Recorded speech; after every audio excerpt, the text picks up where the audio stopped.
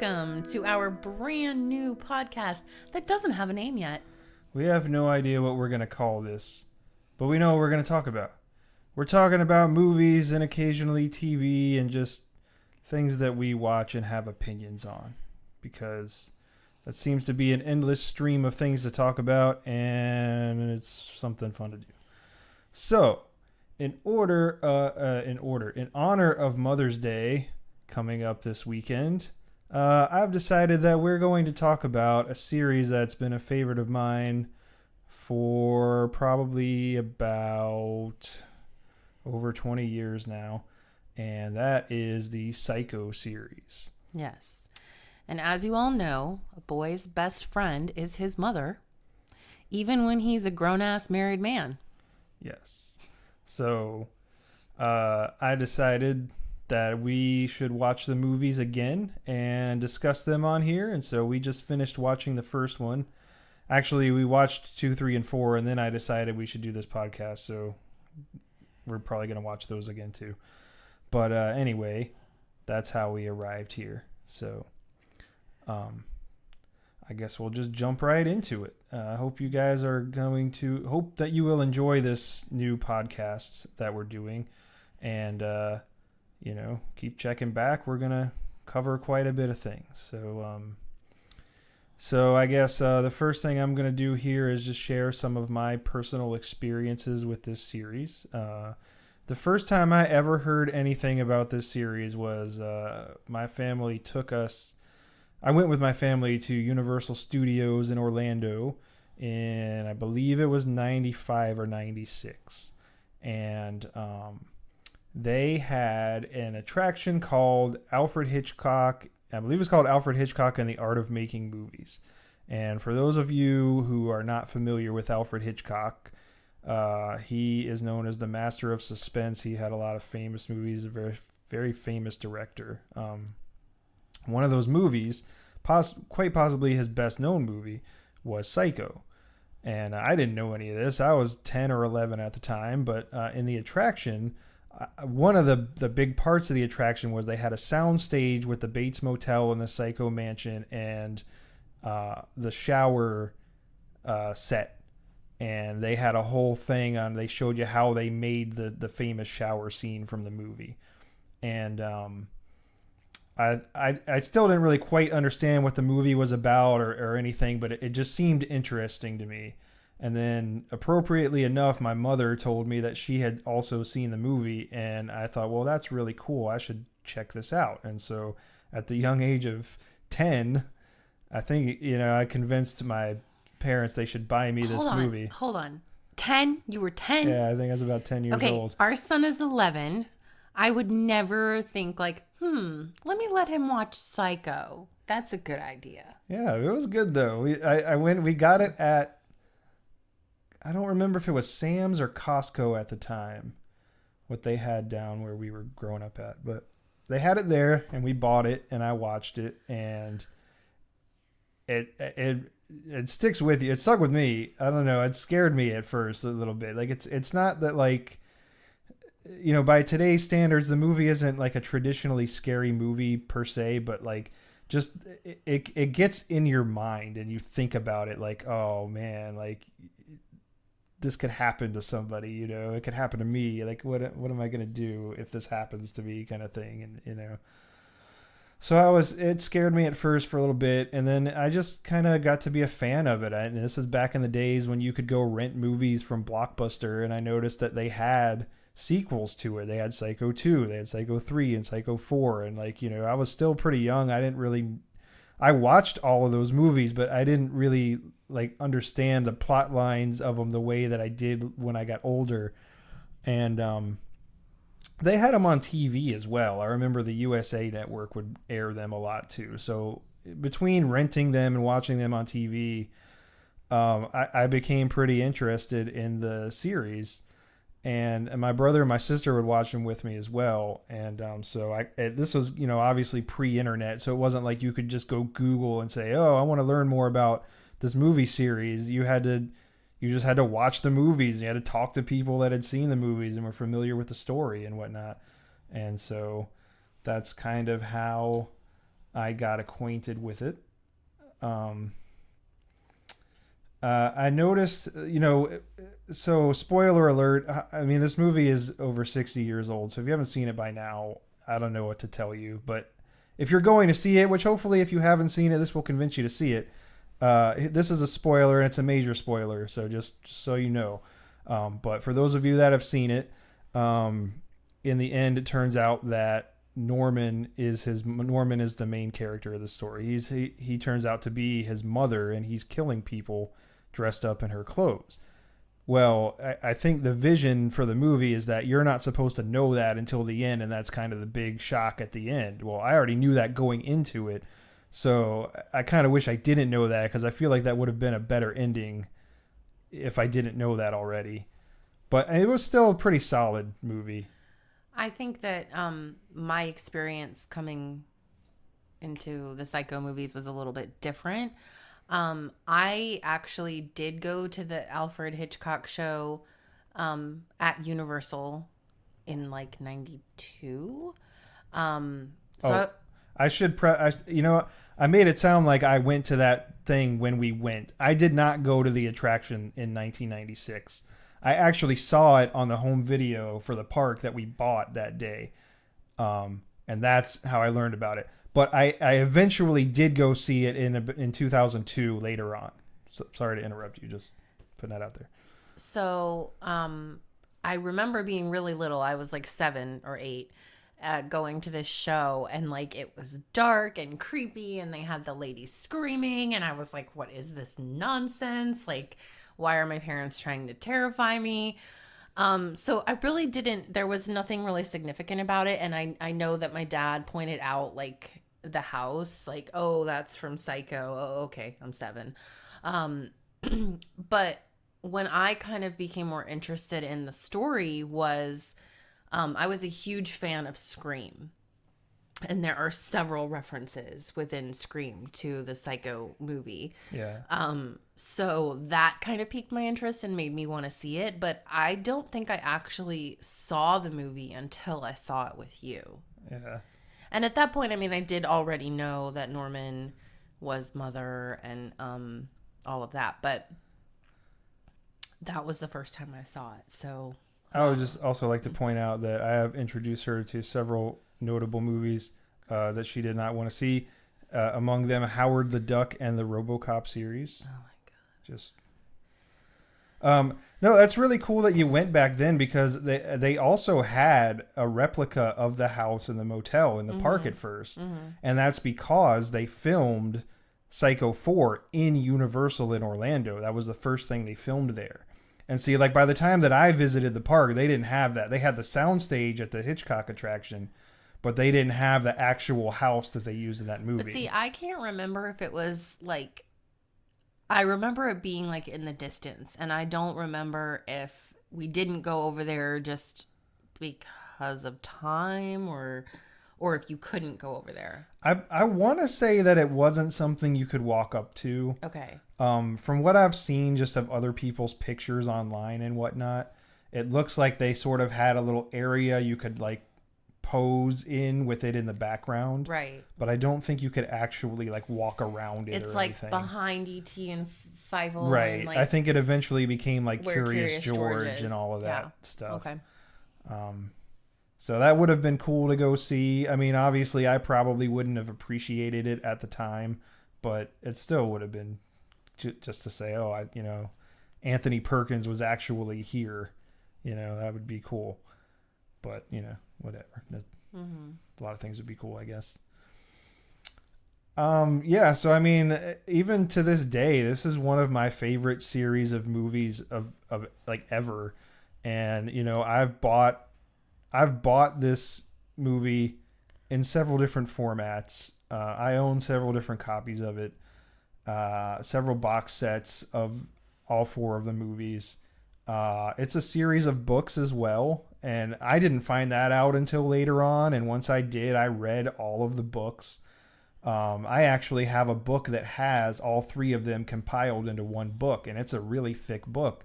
And I remember one day I just read I think I read all 3 of those books in like a couple of days or something.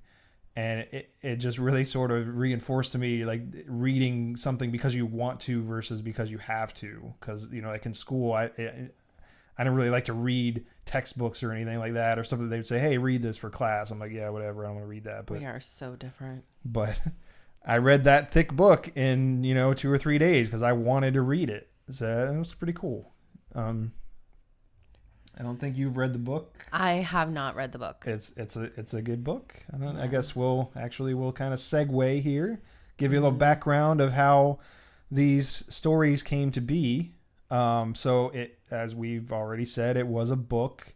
Robert Bloch wrote it in 1959. It does have a few differences from the movies. Norman Bates was somewhat of a different character in the book. He was overweight. He was kind of like, you're not really supposed to like him. He was, kind of just not a likable guy.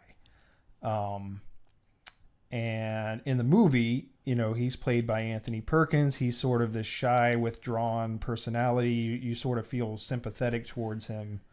It's a lot different from. And Anthony Perkins, he was like a teen heartthrob at the time, right? I mean, we'll get into that too, but yeah, I mean, it was kind of a departure from his other films at the time. It's interesting.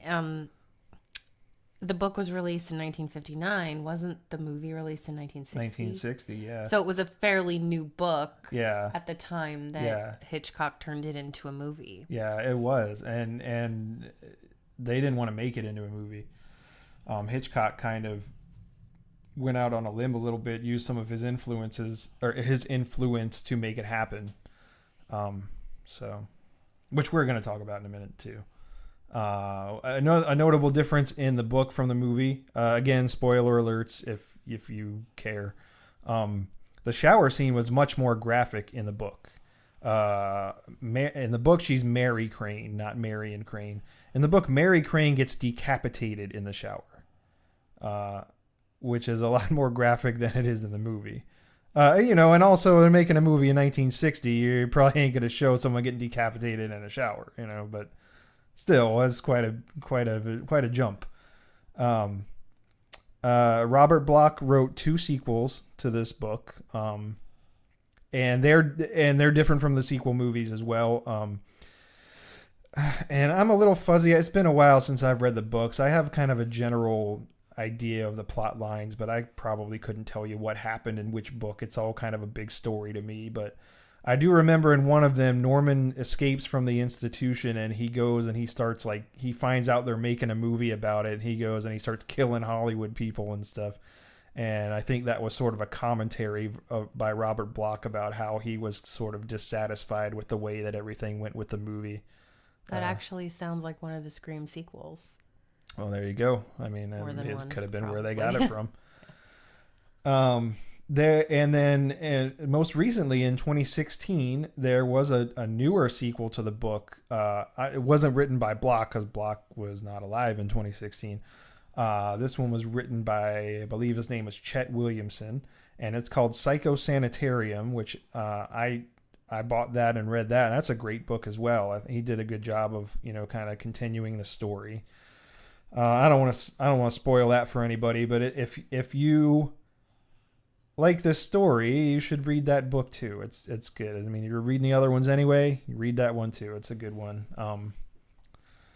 So, that's some of the notable differences from the books to the movies, some background on the books. I believe that so Hitchcock, he got the rights to the book. I believe at the time it was Paramount that he was under contract with, and they wanted him to make a different kind of movie. He didn't want to do it. He wanted to make Psycho into a movie. Nobody wanted to do it. So he kind of used, like I said, he used some of his influence to make it happen. And he bought the rights to the book, and then he bought as many copies of the book as he could so that people wouldn't know the plot line when they saw the movie. Because again, this was 1959 or 1960, wasn't... You could do that then. There wasn't social media. Yeah, there wasn't some idiot on Facebook saying, guess what happened in the book? Like there is now. Nobody can shut the heck up on the internet, which I guess I don't know. Maybe I'm not shutting up on the internet because I'm recording something to post on the internet right now. But, anyways, so that was cool that he could do that and keep it mostly a secret. The way that Universal ended up with the rights to the film, was that, so I mentioned how Hitchcock used some of his influence to make it happen. And he financed it under his own company, which I think it's pronounced Shamley Productions. I might be saying that wrong. I've only read it before, but and he filmed it at Universal. And I believe that instead of taking his normal director's fee, he took a percentage of the profits from the movie, which was probably a good idea on his part. So then Hitchcock went and he sold Shamley to Universal, which is how they became owners of that franchise. Right. And that, that's why you see it now, or how, we were introduced to it was at the Universal theme park. That's why they were able to do that. And, this was maybe one of the first, this is kind of regarded as one of the first slasher movies, real low budget. Hitchcock used the production crew from his TV show Alfred Hitchcock Presents to keep costs down. I believe he also did that with other aspects of the film, like the music and whatnot, which the music is a big part of this film. Bernard Herrmann is the one that wrote the score, and clearly he did a fantastic job. It's iconic. Yeah. I mean, that movie wouldn't be anywhere near as good as it is without that score. Definitely not. And I mean, that score is just, right away when you hear it, what it's from. There weren't too many big name actors in it at the time. Anthony Perkins and Janet Leigh were the biggest names. Janet Leigh plays Marion Crane. Anthony Perkins plays Norman Bates. If you don't know, Janet Leigh is Jamie Lee Curtis's mother. She was a big star at the time. So that was another way they kept costs down. I believe Anthony Perkins actually made more than she did to be in the film. Oh, shocking. In 1960, a man made more than a woman? So. Huh. Yeah. Some things never change. Of course, I'm saying all this stuff like I was there. I read it on the internet. Maybe it's true. Maybe it's not. Who knows? But, so a lot of this information that I've compiled for this is some of it I read it online. Some of it I just know from being interested in it over the years. Janet Leigh actually wrote a book about her experience making the film, which I read. So some of it I know from there. I read another book that was a biography of Anthony Perkins' life. So I know some of it from there. As I said, I've been interested in this for a while, so I've spent a fair amount of time, learning about it just because it's something I'm interested in. But some of this stuff I also kind of brushed up a little bit on beforehand. So, I'm not going to 100% guarantee everything in here is completely accurate, but it should be pretty close. And, obviously you're free to do your own research as well. I would encourage that. And if you want to add a comment, or participate in the discussion, feel free. We'll eventually have some type of social media presence once we decide what to call this thing. Once we get a name. And we'll put those details in there if you want to participate in the discussion as well. But anyway, back to Anthony Perkins being a teen idol, which I know a lot about. Before Psycho, he was like this teen idol, but afterwards he did such an amazing job in the movie that he couldn't be seen in any other way. So he became typecast as kind of like the anti-teen idol. Yeah. He became like, Norman Bates was so iconic that you just literally cannot see him as anything else. So that's the type of character that he was being cast as. Yeah. And it was like, once you've done that, how do you come back from that? And a lot of the movies and shows and whatnot that he was in post Psycho were those types of roles. It was almost like people weren't really interested in him unless he was playing those types of roles. One other notable movie that he made not really a horror movie per se, but it's called Fear Strikes Out, and it's the story of a baseball player who has like a mental breakdown. It was interesting. I watched it once, so little tidbit, But yeah, so it was a complete 180 for him. He wasn't kind of never the same after that. And I think you could maybe argue that a lot of people were never the same after this. Yeah, for sure. Janet Leigh was a big star at the time. They filmed, another way they kept costs down was they filmed this movie in black and white, even though I'm pretty sure color was a thing at the time. Right. I've heard it said that they used chocolate syrup for the blood, but I've also heard that that's not true, so I don't know.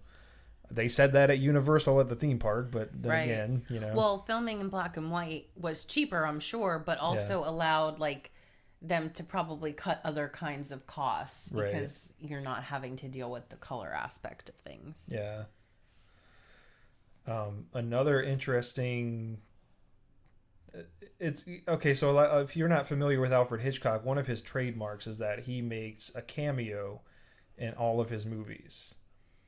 And in this movie, he makes it early on in the movie because he didn't want to be a distraction. And this movie is also kind of different from his other movies in that it's like a real serious kind of movie. It sets a mood, and you don't want to like take the audience out of that mood because they say, "Oh, there's Hitchcock," which I thought was great. I didn't notice where he was for a while. It was like there's little things in the movie that you sort of pick up on after you've seen it a few times. So that was kind of neat to know.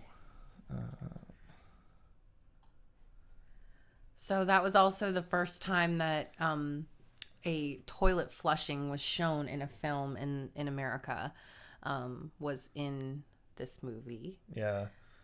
I guess that was really taboo back then. Yeah, and they even kind of address it a little bit. I don't know if it's necessarily a commentary on society at the time or if it's just his character, but when they first get in the cabin and he's showing her around and he can't bring himself to say the bathroom. I'm not sure how we're supposed to interpret that, but it seems kind of like it might be a little bit of a commentary on that. So that's some kind of fun facts, I guess, about how the movie sort of got made, came to be. A little bit about the release, segueing into the release.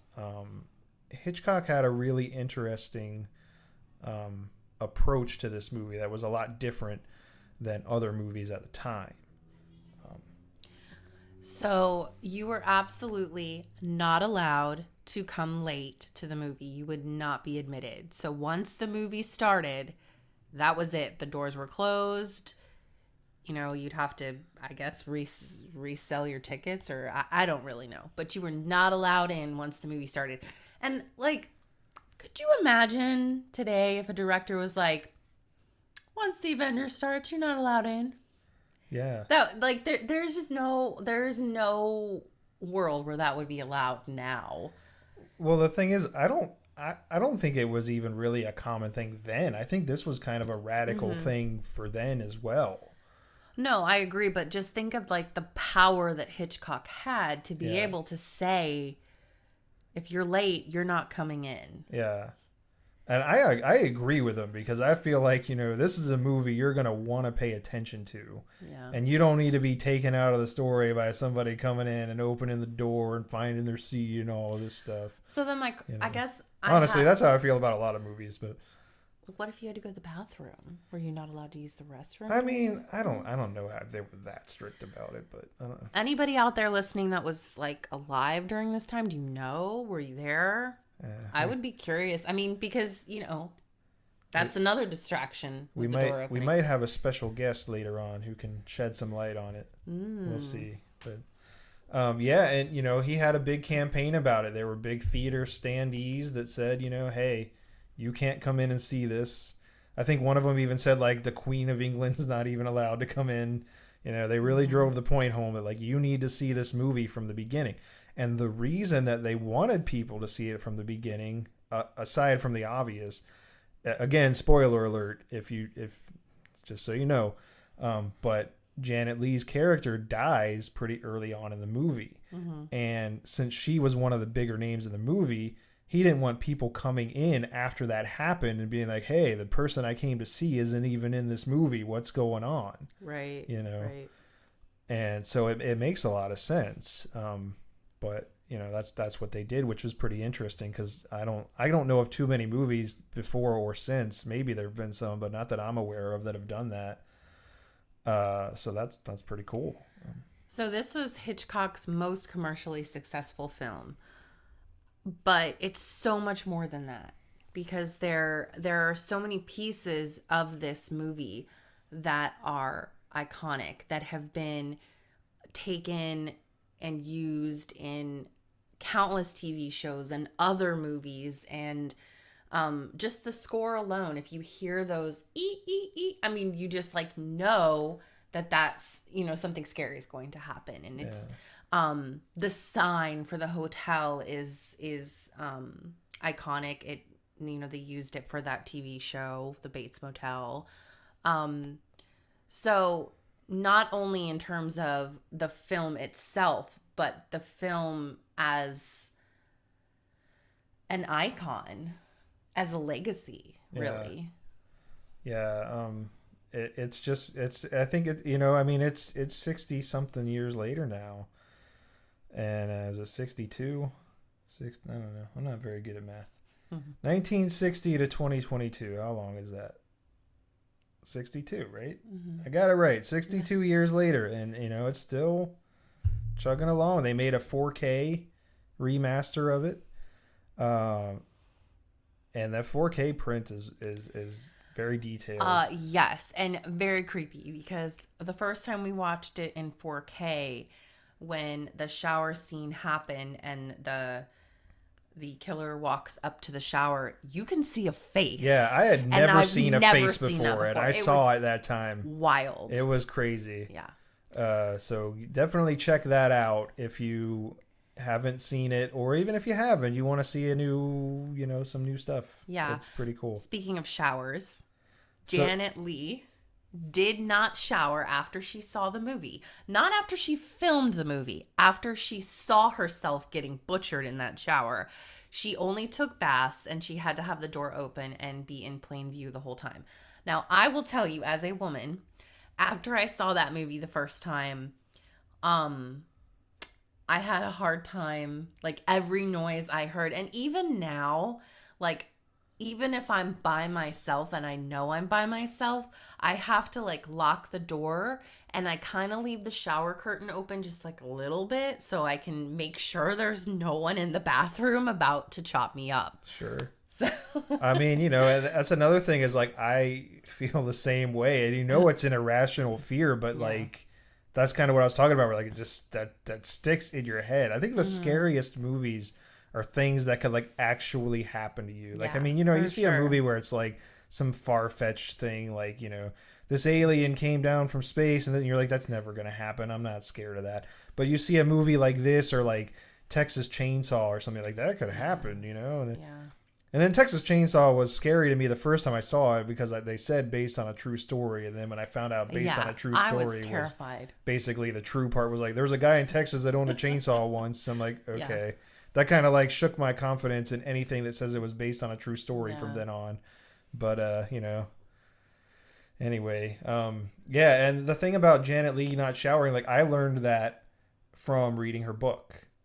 I saw it later when I was reading stuff online for this, but that's the first place that I read about that was in her book. I thought that was interesting, you know, because she said filming the movie, all of that didn't bother her at all. But when she saw it, she said it really messed her up.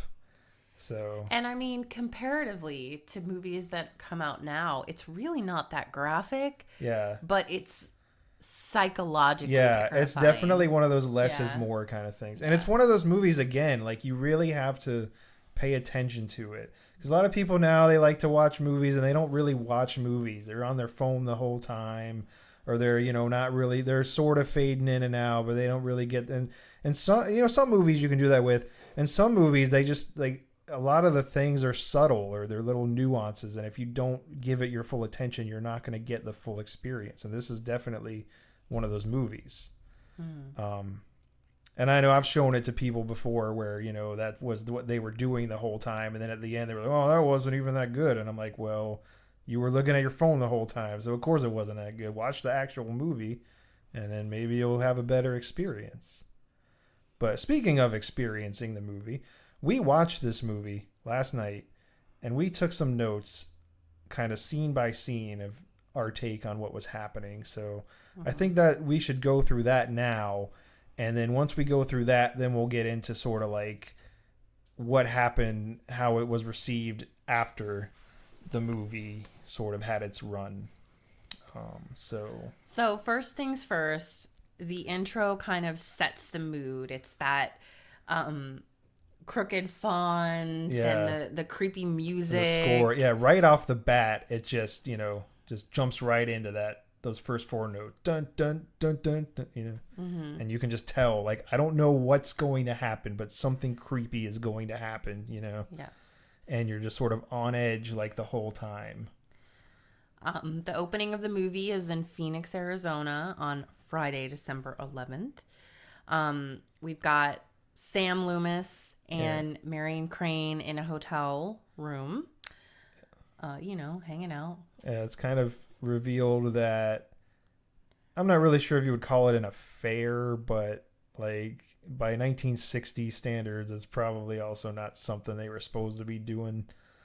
Yeah, I believe he was divorced, but he was like paying off debts, so he like couldn't fully be with her yet, and so they were sneaking around on her lunch break, and she wasn't real happy about that. Like, she wanted more of a commitment, and I don't think he was fully ready for that. Yeah, and we see Janet Leigh is Marion Crane, and I believe his name is John Gavin, is the actor that plays Sam Loomis, who actually later on in his life got into politics. Just as an aside there. And one of our pieces that kind of tie into Scream is that Sam Loomis, and then obviously the killer in Scream is Billy Loomis, which is one of the connections between Psycho and Scream. Yes. And then kind of from there, as Marion returns to her office, you see Hitchcock standing on the sidewalk outside of the office where she works. That's a very subtle cameo. Like, if you're not looking for it, you're not going to see. And I think, he obviously wanted it that way. Right. Where he wanted to keep up the tradition, but he didn't want to distract from the story. He still wanted people to be on edge and like, what's going to happen next sort of thing. His daughter, Pat, actually played Marion's colleague in the office there, which is another thing I didn't know at first. The more I watched the movie and the more I read about it, the more I learned about it, I learned that. But, the first few times I didn't know who that was. So I thought that was pretty interesting. And last night when we were watching it, when they're in the office, Marion says, not inordinately. And I always thought that Norman said that in the first movie, but, Travis was like, I don't even think he said that in the first movie. I think it's later on. And you're right. Like, I was listening for it as we were watching it throughout the whole movie, and he doesn't say it. So that's interesting too. Yeah, and that is something that he says in the sequels, but that was it's actually kind of a big line, it ties into other things. So that was pretty cool. So the next plot line of the movie is, she goes back to work. She works in a real estate office, I believe it is. And so there's this very rich gentleman who comes in, and he is buying a house for his daughter who's getting married. Apparently a very expensive house, which costs $40,000, which in 1960, or the equivalent of that today, would be, as you may almost $400,000 have thought, quite a bit of money. They didn't really want to deal with having that kind of money on hand. It was $40,000 in cash that this guy had given them, to use for the house. So Marion's boss kind of pulled her aside and said, hey, I don't want this in the office. You need to take this to the bank. And so I guess at this point in the movie, the wheels are kind of turning in her head where she's saying, oh, you know what, with this kind of money, I could have this life with Sam. He wouldn't have to worry about paying his alimony or anything like that. We'd have plenty of money to do whatever we wanted. This is my chance to get out of this life and build a new one. So, you don't know that yet, but what ends up happening is she devises a plan, tells her boss she doesn't feel well and wants to go home. And so he says, okay, we'll take this money to the bank on your way home. And she doesn't do that. Cut to her packing in her bedroom. And one thing that Travis has pointed out multiple times is in the beginning of the movie, she's got white lingerie on and a white purse. But once she steals that money, she's now wearing black lingerie and she's carrying a black purse. So I think that that's supposed to symbolize kind of that shift from good to evil. She's done something wrong now. She's sort of turned down that road. So she takes off with the money, and she actually, as she's driving out of town, her boss sees her as he's walking across the street with the rich guy to go get drunk. And he kind of stops for a second and looks at her, and she kind of panics a little bit. And then some chaos ensues as she drives away. I think this is also another part of the movie and throughout the movie, but just where like the music really adds to it, because, it's like, it has that really tense music that it starts off with, and then it sort of backs up a little bit while they're in the hotel, and then, while they're at the office, and then when she, while she's at her house, and then when she starts driving again, everything's sort of okay. But then once she sees her boss, and then she kind of panics, then they start playing that tense music again, It's anxiety inducing. It really sets the mood. Yeah, for sure. So she's on the road and she falls asleep, and she gets awoken by this cop who's like, hey, what's going on? And he seems kind of, suspicious of her, and she's acting a little strange. And so he gets her license, and then she goes on her way, and he goes off on one exit and she goes another way, and then she goes to a used car lot. And then suddenly the cop is there again across the street watching her. How? And I think another thing that, at this point in the movie, I mean, obviously we know because we've heard, by the time we saw this movie, it had been out for decades. And, it's not like anybody was trying to preserve the plot anymore. So we kind of knew some of this going into it, especially now that we've seen it ourselves so many times. But I think if you hadn't seen the movie, at this point in the movie, you're kind of thinking like, oh, is this cop going to bust her for stealing the movie or stealing the money? Mm-hmm. Or, she's worried about that. And, little does she knows that's the least of her worries. She might have actually done better if she would have, that cop would have stuck around, Yeah. But yeah, like you said, she goes to the car lot. She goes to the used car lot. She decides she wants to buy a different car because I don't know, maybe she thinks that that's going to get the police off her trail. But he's literally watching her buy this car. So the salesman says, okay, so your car plus $700. So we did some math, and the equivalence of that would be about $6,800 today. So yeah, $6,800 is the equivalent of the $700 plus whatever her car was worth, which we don't know. Yeah, but quite a bit. Right. So for her to have, she goes into the bathroom and she comes back and she hands the dealer that cash. For her to have that kind of cash is a little suspicious, especially a woman on her own in 1960. I'm sure there wasn't a lot of women just buying cars with cash at that time. I would just like to point out that I really enjoy the performance of this salesman. Like that, I feel like I've adopted some of that attitude in my life where, she says, can I trade my car in and take another? He says, you can do anything you have a mind to. Being a woman, you will. And I just kind of feel like sometimes people ask me questions like that. Like, can I do this? And I'm like, you can do anything you have a mind to.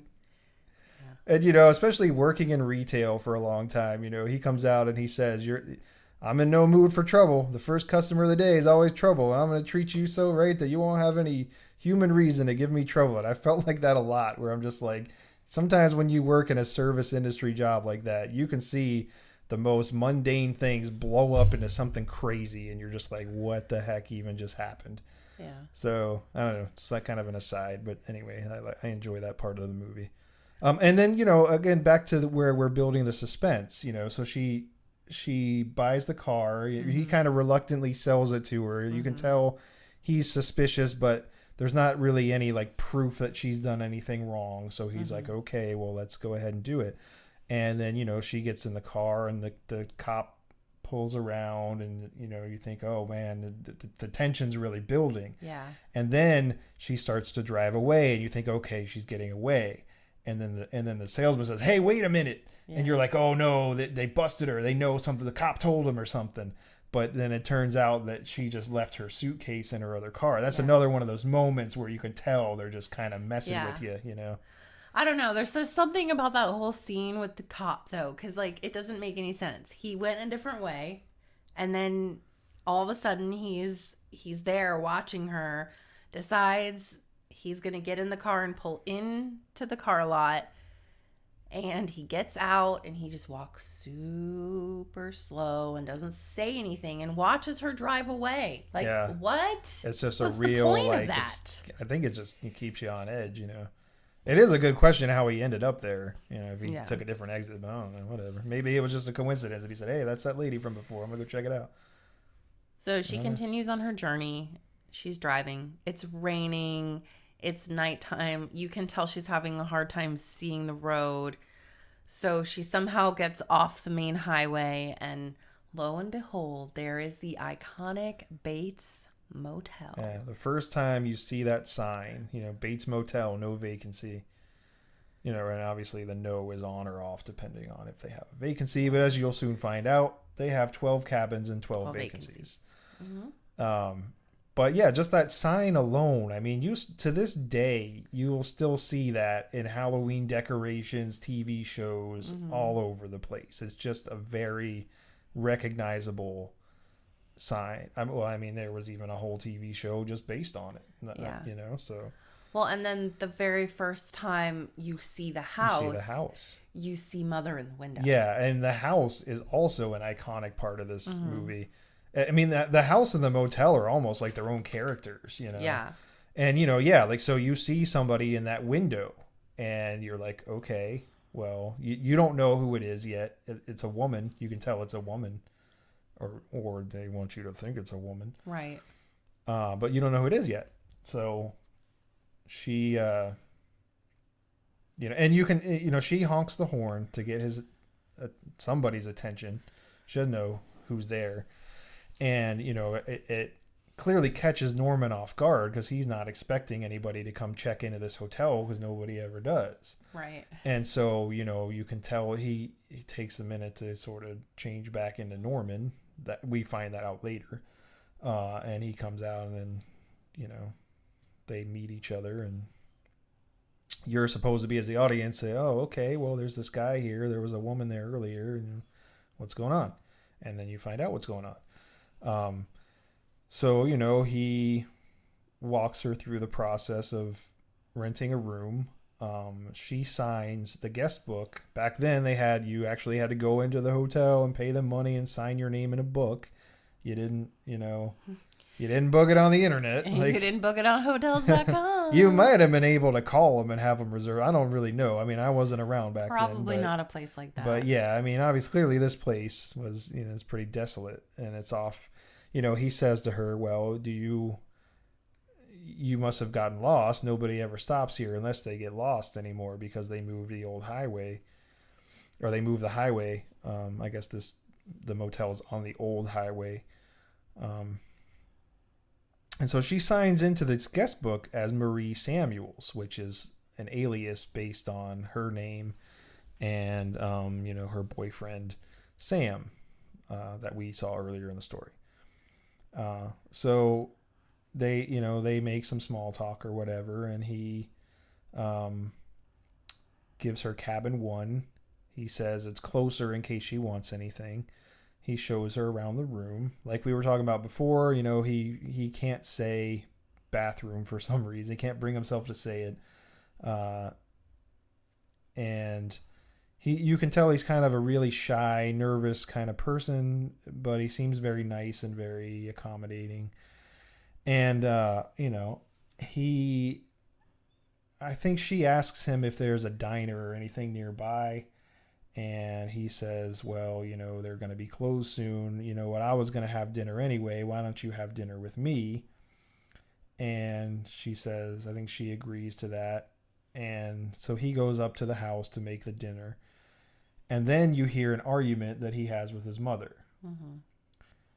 And so his mother is saying, you know, I don't want that whore in my house. Yeah, this girl's a whore. She can't be in my house. She doesn't need to do any of this. And he's explaining to her, no, she's tired and hungry. She's a nice person. I want to make her dinner. And, you know, they have this argument, and he comes down, and they have this whole conversation. They go back into the parlor where the decor is a little off-putting. Yeah, so Norman is into taxidermy, and he likes to stuff birds. And the first time I saw that movie and I saw this room full of stuffed birds, I'm just thinking, bitch, run. What? But no, she carries on a conversation with him. Yeah, I would also like to point out this is something we're going to talk about later in the show, but like another pop culture reference is they reference that in The Simpsons. There's an episode with Sideshow Bob where he's sitting in a motel and it has birds and stuff like that stuffed where he's writing these letters. And just another example, like all those The Simpsons came out, you know, 30 years later or something, and they're still it's still in the public consciousness, you know. But anyway, so they go back there, they're eating their sandwiches, they're kind of, you know, making conversation. And so Marion asks, do you go out with friends? And Norman says another famous line for this movie, a boy's best friend is his mother. Yes. Which, you know, you can kind of tell that, like, throughout the conversation, she's getting a little more leery. She's going like, okay, well, anyway. But I think their conversation kind of strikes her and brings her back to consciousness, because she, at that like point where she's finished eating, she tells Norman that she has to go back to Phoenix. Yes. The significance of this is that when she signed in, she said she was from LA. Yes. Yeah, I think like you were saying, throughout the course of the conversation, she decides she needs to go back and make everything right, return the money, whatnot. And then she says that her name is Crane, but she signed into the ledger as Marie Samuels. Yeah, and Norman notices that because he immediately goes and looks at the book and finds that out. And so she goes back to her room. And she's making a ledger of how much money she spent and what she has to do to pay it back. And she's making plans to go back and make it right the next day.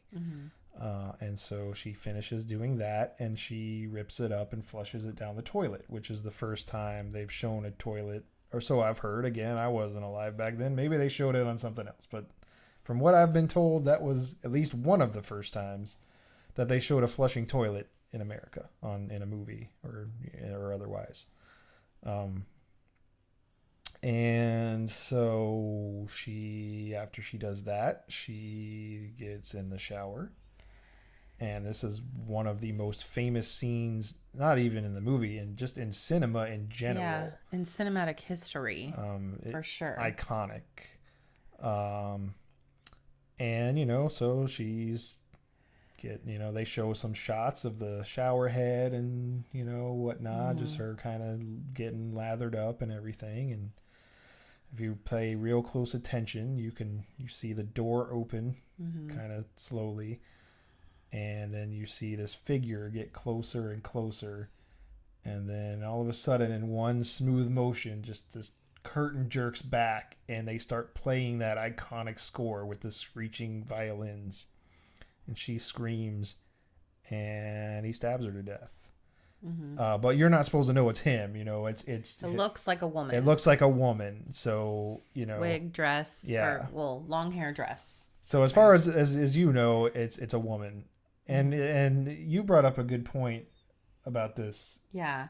So last night, we've seen this movie dozens of times, but I'm like, does Marion know that she's being killed by Norman, or does she think that she's being killed by Mother? Like, is she aware enough to notice that the person that's stabbing her to death is Norman, or does she think that it's the mother because, it's all happening so fast? I don't know. I don't know if we're supposed to know, if we're supposed to just kind of guess on that, but yeah. And I thought that was a good point, because I don't think I've ever heard anybody elaborate on that. Like, I don't remember that being explained in the book, or like any of the movies, or like any of the like special features kind of things that I've watched. So that's a good question. I don't know if anybody happens to know the answer to that, but if anybody who was involved or has some kind of firsthand knowledge of that wants to shed some light on it, that'd be cool.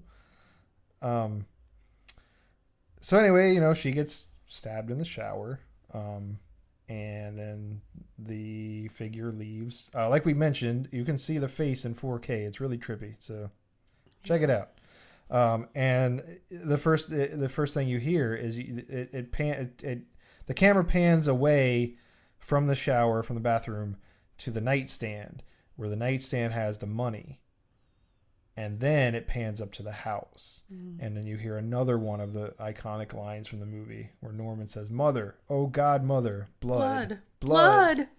So you're supposed to infer that figure was his mother, right, killing this girl, because in her eyes she's a whore that's going to corrupt her son. And then you see Norman come back down, and he goes into the room, and he looks in the bathroom, and he sees her dead on the floor, and he's just in a state of shock. He doesn't he can't believe what he's seeing. So he cleans up the scene like a good son. He doesn't want his mother to get in trouble for this.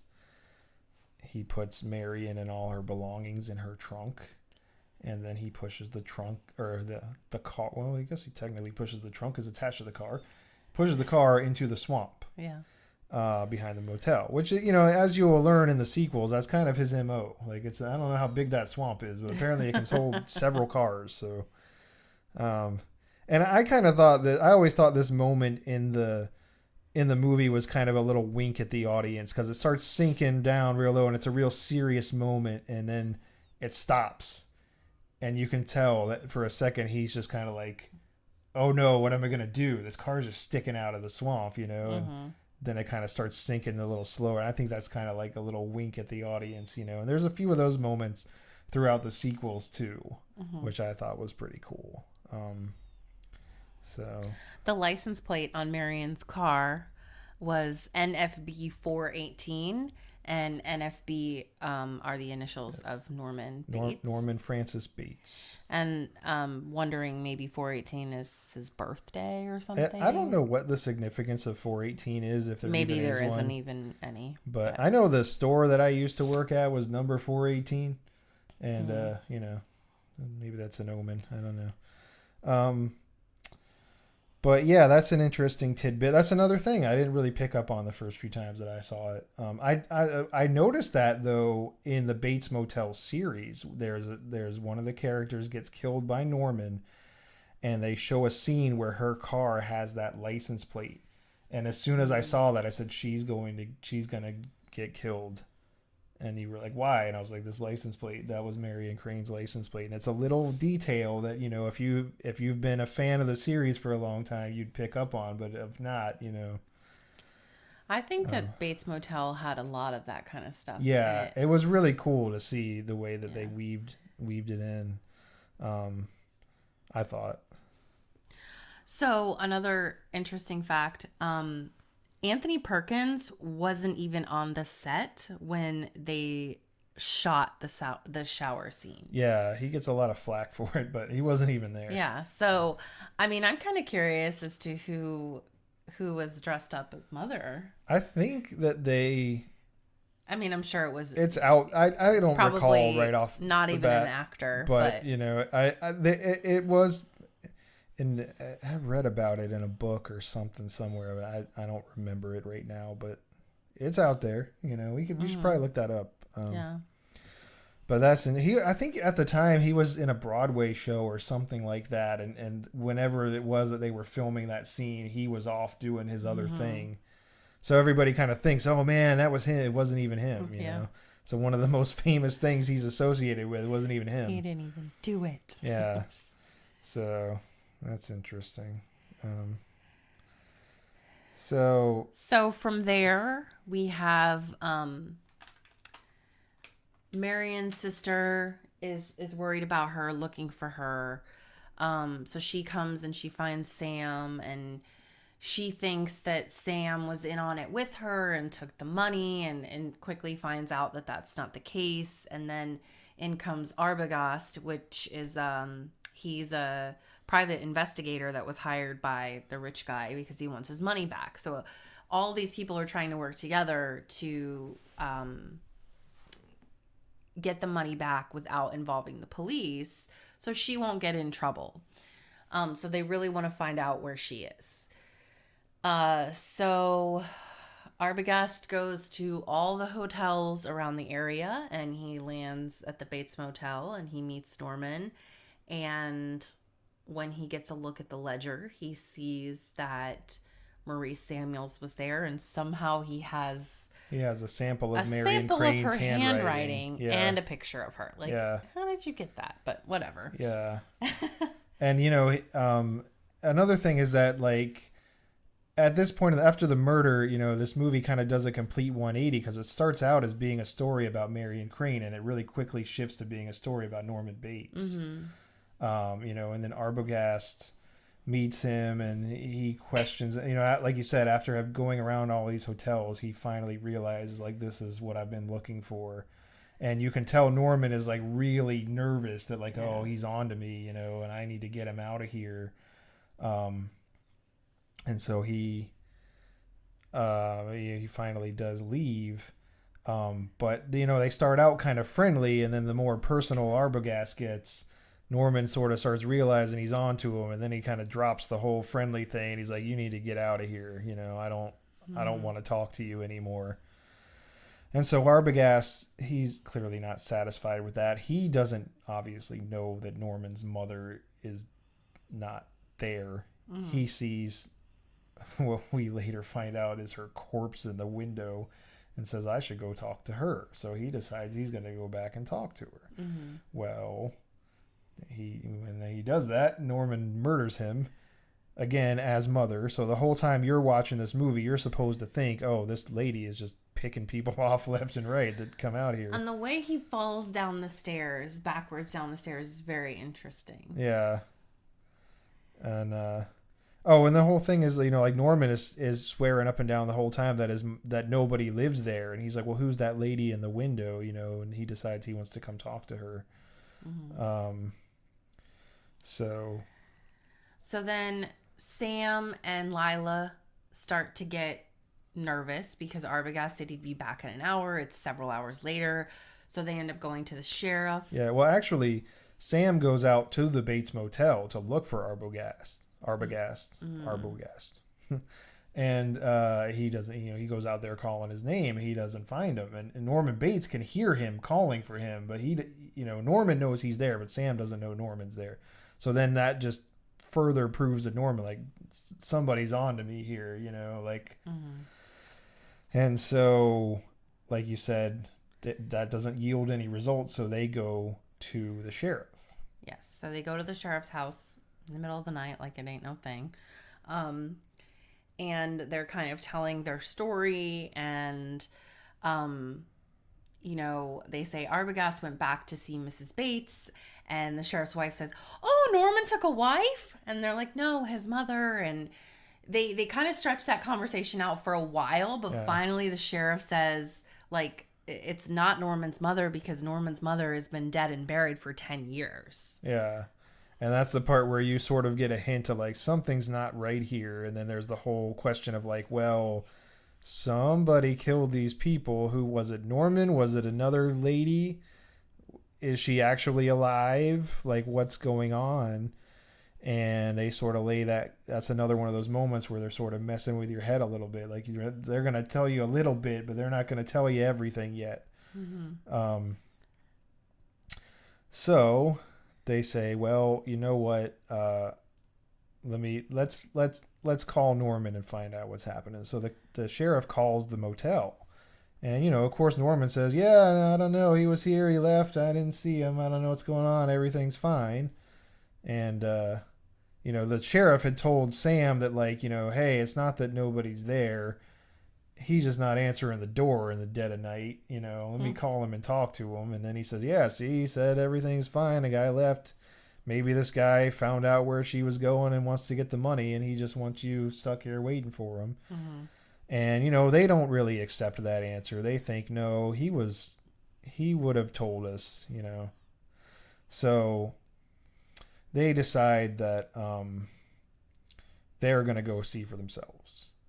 So they decide that they're going to play this man and wife and go check into the motel under the guise of being tourists, basically. Right. In the meantime, Norman decides Mother needs to go to the fruit cellar for a little while because people are getting a little crazy, and he doesn't want them to see her. And this is another point in time where you hear them have another conversation. She's saying, I don't want to go down there. I don't want to hide. This is my house. Mm-hmm.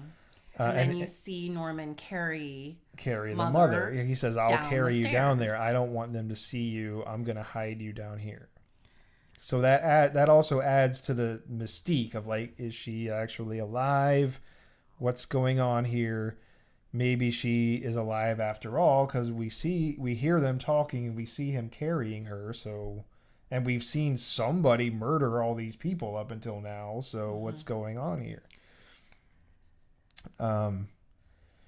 So they, the next morning after you see him carry her down to the cellar, you see Sam and Lila meet up with the sheriff at church. Mm-hmm. And they say, hey, well, have you talked to Norman? Did you find out anything new? And they say, yeah, we already went out there. Nobody's there. His mother's definitely not there. I don't know what you're talking about. Clearly somebody's wrong here. And so actually that's when they decide that they're going to go see for themselves. Yes. So they get to the motel, and Norman comes around, and you can kind of tell by the demeanor in this scene, like, when Marion checks in, he's this old kind of shy, like, almost apologetic sort of like, yes ma'am, no ma'am, I'll, let me help you kind of thing. At this point you can kind of tell he's just like, oh God, these people again, will you all just leave me alone, like, yeah. And he's got no time for it. So they're like, oh, we want to check in, and he's just like, and so Sam, they have sort of a kind of a tense conversation where you can tell Norman's kind of going through the motions of checking them in because he doesn't want to deal with it. And then Sam says, well, don't you want me to sign my name here? Like, and he says, no, it's fine. Let's just finish it. He said, well, I'm on a business trip. My boss needs receipts. He says, okay, fine, whatever, sign it. And Sam wants to sign it so he can see if Marion was there, and he sees her name on there, or he sees the name that she signed and knows it's her. And so they go to their room, and they're given room 10, which is far away from where Marion was killed, which, you've got to kind of believe that that's on purpose. Before they get shown to the room, Sam says, well, wait a minute, I don't have any luggage. You don't want any kind of prepayment before I go to the room? And he says, oh, okay, yeah, sure. It's, give me some money. $10. It was expensive back then. Mm-hmm. Which the price goes up in Psycho 3, actually, a little bit. For, just a little something to look forward to. So, they decide, hey, we're going to do some poking around here, find out what happened. And so they're checking out each of the rooms, and So they wind up in cabin 1. mm-hmm. And they find some evidence that Marion was there. They find a piece of the ledger that she flushed that had the figure. I don't really know how this was still there, but the figure, 40,000 with the 700 subtracted from it. Yeah, which is, proof that she was there. Mm-hmm. So then Lila says, well, you know what? I'm going to go. I see that lady up there in the window. I'm going to go talk to her. And Sam doesn't like that idea, but he ultimately agrees that he's going to go distract Norman so she can go up there and talk to Mother.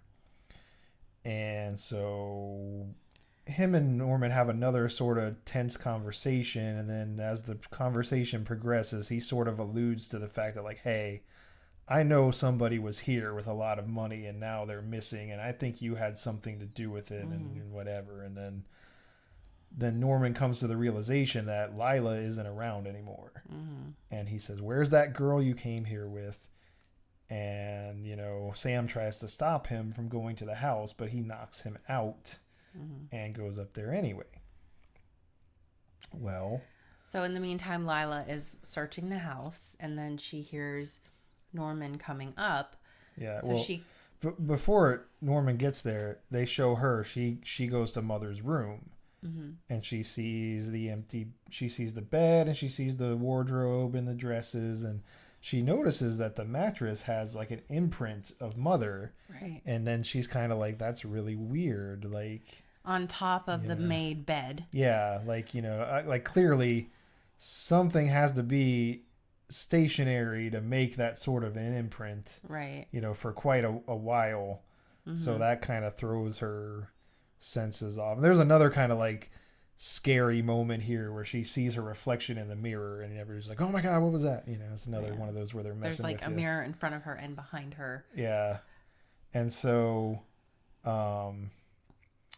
then Norman is kind of making his way up to the house. So she decides that she's going to run down the stairs, and she kind of hides like behind the stairs, and as he goes up, she notices the fruit cellar. So instead of going out the door like a smart person, she decides, I'm going to go down here. Yeah. So she goes down into the fruit cellar, and she sees Mrs. Bates. Yeah. Sitting in a chair. And at this point, she says, oh, good. This is who I was looking for. I'm going to go talk to her. Mm-hmm. And she taps her on the shoulder, and the chair swivels around. And it's revealed that this is not, in fact, it is, in fact, Mrs. Bates. But it's not the Mrs. Bates she was expecting to see. It's Mrs. Bates' corpse. Yes. So she screams, and her hand hits the light, and the light goes flying back and forth. And then Norman comes into the basement in a wig and a dress with a knife. And he says, I am Norma Bates.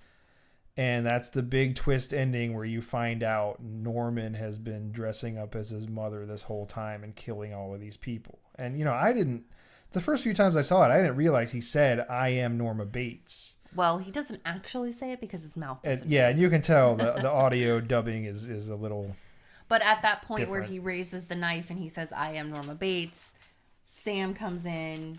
There's a struggle. Yeah, Sam saves the day. He stops Norman, and then, I guess you don't really see it, but the next scene is they're at the sheriff's station. Mm-hmm. And there's a psychiatrist that explains everything that's been happening. So he basically says that Norman is no longer Norman, that the mother half of him has taken over, that he's dangerously disturbed. One of the lines in the movie that kind of stuck with me was that he was never all Norman, but often all mother. Yeah, and he explains it is that he hasn't been all Norman in a while, and it was that like his father died and his mother and him were living together, but also kind of cut off from the world. And they, he says that they lived like there was no one else in the world for years. And then his mother met a man, and he was jealous of that man because he thought that she was abandoning him for this man. So he poisoned both of them. But then after he did that, he missed his mother so much and he was so remorseful that he stole her corpse and he stuffed her corpse because, as you've heard, his hobby is taxidermy. And he dedicated half of his life to her. He adopted her personality, he spoke in her voice, he wore her clothes, he walked around the house to keep the illusion alive that she was still alive. To be able to live with himself after what he'd done. And that's another one of the iconic quotes from this movie that you see throughout the sequels, is that matricide is one of the most unbearable crimes, most unbearable to the son who commits it. Which is also interesting because it sort of implies that only sons are capable of committing it. But again, it was 1960. So, but yeah, it's okay. And then, so he explains everything that happened. He explains to Lila and Sam that, you know, Marion was murdered and, you know, what happened and everything. And that, you know, he didn't do this. This was a crime of passion.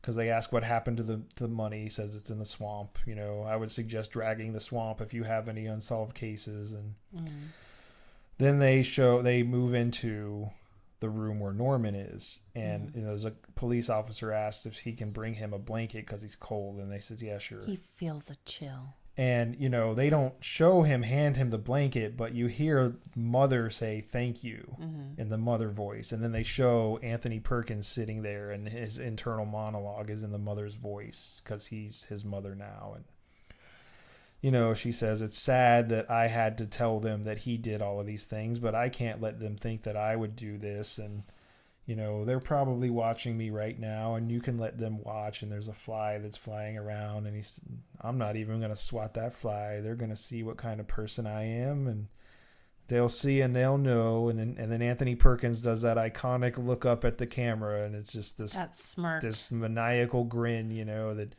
she wouldn't even harm a fly. And then there's, for a split second, there's like a skeleton, like a skull. Yeah, the face morphs. And then you see Marion's car getting dragged up from the swamp. And then that's the end of the movie. And it's just like, oh my God, what just happened? Now it's crazy, you know? Yeah. And I mean, even now, like, I mean, it must have been really crazy in 1960. But I mean, even all these years later, when you see that ending, it's just like perfect, you know? So that's the movie. That's kind of what we thought and picked up on about it. Now we'll kind of go through some of the other things. So it was obviously very well received. It was nominated for Best Director, Best Supporting Actress with Janet Leigh, Best Art Direction, and Best Cinematography that year at the Oscars.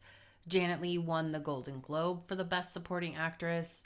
It was selected for preservation in the Library of Congress in 1992 as culturally, historically, or aesthetically significant. That's pretty big. Yeah, and it's been nominated and even won other awards. Those are just some of the bigger ones. Okay, those are big. Yeah. You know? How many horror movies get nominated for a Golden Globe or an Oscar? I can't really think of any. Yeah. And, you know, like we were saying before, that it even all of these decades later, this is still in our public consciousness. I mean, they incorporated it into the theme parks in Orlando and Hollywood for Universal. The Bates Mansion and Motel set are still on the back lot in Hollywood all of these years later. It's that big of a draw that they still have it as part of their tour. And it's actually right next to the set from Whoville from The Grinch, which is kind of interesting. Oh, that's funny. And I've read some, you know, and again, these are just anecdotes that I've read, so maybe they're not true, but it sounds plausible to me. I've heard that while they were filming The Grinch, apparently Jim Carrey used to dress up as Mother Bates and kind of mess with the tram tours and stuff, which I think is kind of funny. And they have, I don't know if they still do this, but I've heard that in the past they've had actors there that would play Norman cleaning up the murder as the tram goes by, and then he'll chase the tram with a knife kind of thing. Cool. So that whole set is still there all of these years later. It's the original house and everything. I believe they've moved the location on the back lot a few times from what I've read. Again, I've never been there. I'd like to go. I've never been there. I don't know any of this firsthand, but this is, what I've read. And I believe there's a VIP tour that you can take where you can actually get off the tram and walk around the area, which I would also like to do at some point. That would be pretty cool. Like we mentioned, they filmed Psycho 4 in Florida, which was one of the first things they filmed in the park. And so they kept that mansion and the motel set up as an attraction for a little while after they finished filming. They eventually took it down to become like a kids play area, but still the fact that, all of those years later, I believe at that point it was 94 or something like that. I don't know, maybe early to mid 90s. So almost 35 years yeah, later. it's still like, that was a brand new park, and they're like, this is one of the key things we want to promote this with. The movie has been released on every major format for home viewing. So all the way back to VHS, Laserdisc, DVD, Blu-ray, 4K, digital. So any format you could want that movie in. And it's sustained itself throughout time. Yeah, and you know that they're banking on a franchise when they re-release it in all of those formats. And then people like me buy it in all of those formats because they have 2 extra seconds of bonus footage and you have to see it. But, and one of the interesting things is that I believe it was for the 50th anniversary Blu-ray, they actually custom created a 5.1 surround track. Because, when they made this movie, 5.1 audio didn't exist. It wasn't a thing. So they had to take this stereo track and actually split up these different sounds and make a whole new track for this, which was really cool. And I believe they've kept it in the releases since then, which the one we watched last night was in 5.1, which and it was really added to the experience for me. Like after the shower scene, when they pan from the shower to the dresser and you can hear the shower still running behind you. And it's like you're there, and like when it's raining you can hear it like off in the distance. You can hear the thunder. It really added to the atmosphere. Like we've said, it's been referenced in all kinds of movies and TV shows. Scream, The Simpsons, South Park, just to name a few. We all go a little mad sometimes. Yep. Oh yeah, that's another iconic line that not only from this but has been used in other movies. Right. It's been referenced in commercials. I think Head and Shoulders had one, M&M's, like all kinds of products, like all over the place. Something I learned a little more about yesterday, which I was vaguely aware of this, but I actually watched it yesterday, was that Anthony Perkins hosted Saturday Night Live in 1976, which was interesting to me because I mean, you usually have to be like a pretty big star in some regard to be asked to host Saturday Night Live. Now, granted that was still a pretty new show at the time, but still. And like we were saying before with the typecasting thing, you could tell, like even in his monologue, he did this bit about where there was a fly going around and he grabbed it and ate it, and it was like, you could tell they're kind of playing up that like this guy's unstable type thing. And then he's playing into it as well. And even in the show, they had a sketch where he played Norman Bates again, and it was for like the Norman Bates School of Motel Management, and it was a parody of like these old kind of commercials you would see where they'd say, hey, are you looking for a new career? You should train to do this, and they had all of these things. It was pretty funny, but you could tell it was like, this is what Anthony Perkins is known for, and like you're not gonna have him on a show without referencing this somewhere. And I just thought that was interesting because I mean, even at that point, that was 16 years later, right? And this was post Psycho 1, pre Psycho 2. So, and then they had a skit where he even talked about it, where he said, after I made Psycho, I made a bunch of these, kind of low budget horror movies, and they had these fake movies that he supposedly had made, and one of them was called Terror Lunch, and it was basically just like these two people went out to lunch and like they got the order wrong and they were like, oh my God, it's not what I ordered. and the narrator had said for that movie, nobody will be seated during the salad scene, which is a reference to where they wouldn't let people, right. you know. So I mean, it's like they're still all these years later, they're still referencing that. Mm-hmm. So I thought that was pretty interesting. Yeah. And there's also been movies made specifically about Psycho. So one of them was solely focused on the shower scene. Then there's a movie called Hitchcock, 2012. Yeah. Well, I think it's just called Hitchcock. Okay. But it came out in 2012. Oh, okay. Yeah. And then the other one that's so the one that's about the Hitchcock is it's not a fiction, it's a reenactment. That's what the word I'm looking for. It's a reenactment of Hitchcock during the period of his life when he was making Psycho. So it's kind of about the making of Psycho. And then the other one, 7852. Yeah. Hitchcock's shower scene that was made in 2017. It's a documentary that was focused solely on the shower scene. Yeah, it was really, and it had a lot of famous people from the film industry that discussed how it was made, the impact it had on people, the influence it's had on film since then, that kind of stuff. And I just thought that both of those things were really interesting, that like in 2012 and 2017, again, decades later, they're still discussing this, And, Hitchcock obviously had a very successful career, but when they made the movie about his career, they zeroed in on Psycho, And, and then that one documentary, that's about one scene in another movie, got a whole documentary, Right. And it's not even like some stupid documentary. It's like there's enough material to discuss that they could make a whole documentary from that one scene. That's just, that's crazy, Yeah. And, it spawned several sequels. So we have Psycho 2, which came out in 1982. Yep. Psycho 3, 1986. Anthony Perkins actually directed that one. Yeah, and that was cool. Anthony Perkins got weird with it, Yeah, that one's really strange. It's a good movie, but you could definitely tell he was kind of going the more art direction. And I like it, but it's kind of different from the other ones.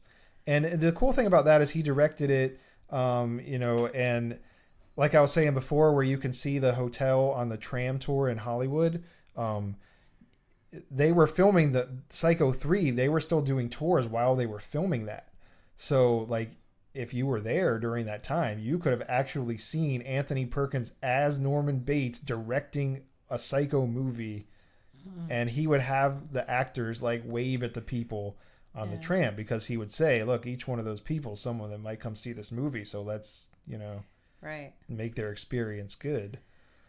So then there was Psycho 4, which was filmed in 1990 at Universal Studios, and it was made for Showtime. And when it originally aired on Showtime, it had an introduction by Janet Leigh. Okay. Which was pretty interesting. And then the original Psycho was remade in 1998, starring Vince Vaughn as Norman Bates. Yeah, and this was Anne Heche? Anne Heche was Marion Crane. Yeah, and there were several other, so I mean, they tried, but we're gonna do an episode on all of these sequels eventually, but this one, man, I had high hopes. I remember in 1998 when I heard they were making this movie, and I was so excited because I always like to share this series of movies with people, and I wanted to show my friends. I think the thing is, when a movie is so iconic, like it would be like trying to remake the original Jurassic Park or the original Back to the Future. Yeah. You really can't mess with that. But I mean, there's that part of it, but there's also just some of the choices they made. Well, yeah, and Vince Vaughn is Norman. And the thing is, like, at the time, he wasn't really known as a comedic actor, but in retrospect, it just makes it that much more ridiculous. And that's not a knock on Vince Vaughn. He's a great actor. I'm not saying he did a bad job. It's just when you watch it now, and now you know him as being a funny guy, it just sort of just adds to the whole, like, I can't take this movie seriously. you know. Mm-hmm. But that's a discussion we will go further into when we make that episode, as well as the other sequels. You know, we're just kind of touching on them here. Mm-hmm. And then it also spawned some TV shows as well. Yeah. So there was Bates Motel in 1987, which was a made-for-TV movie. Yeah, which is interesting because I didn't know that existed for a while. That was another thing that I just sort of found out about just reading about it on the internet, you know, and this was like years ago. And I was like, wow, that's really cool. I'd like to see it. And the plot of the movie is like Norman Bates isn't in it. What it is that like there's this guy that he was in the institution with Norman, and Norman left him the hotel in a will. Norman has since passed on, and this guy gets out of the institution and he goes to the Bates Motel and he wants to open it and make it a successful place after everything that's happened. And I believe, from what I've heard, they were trying to use that as sort of a pilot for a TV show that didn't really pan out. Mm-hmm. Lori Petty's in it, actually, which is, you know, she was not as successful then as she went on to be, but that's an interesting factoid for that movie. It's included in most of the box sets that they have, so if you ever feel like checking that out, it's out there, you know. Nice. And then there's Bates Motel, the series that A&E did in 2013 that went on for like 5 seasons, maybe. Yeah, it was wild, exactly, but it was a great show. Yeah, and I was glad when they made that, because after the disaster of the remake in '98, when they were first making this, I was kind of nervous. I was like, I'm always glad to see them doing something with the series, but when they announced it, I was like, please don't mess it up like you did last time, you know. And then when I saw it, I was like, okay, I like where they're going with this, you know. They did a really good job. And so that's most of the series. We're gonna do episodes on the rest of the movies, and then other movies that beyond this. But I hope you enjoyed the first episode, and eventually, hopefully by the time we post this, we'll have a name. Yeah. And we'll have some social media accounts that you can follow. Name here. It's tough finding a name, man. I mean, everybody's got all the good names already. Yeah. Like I was saying before, that's with my music. I just go by Travis McLeod because it's my actual name. And even now, there's people that make music under that name. So, I mean, luckily I've apparently been around longer than them. But if I was starting out now making music, I don't even think I could use my own name, which is crazy to think about. But that's just how it is.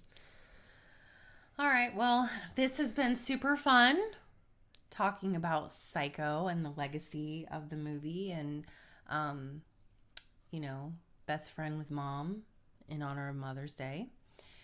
So hopefully by the time this is posted, we will have a name and you'll be able to check us out on social media. But stay tuned for more amazing talks with us about movies and stuff. Happy Mother's Day.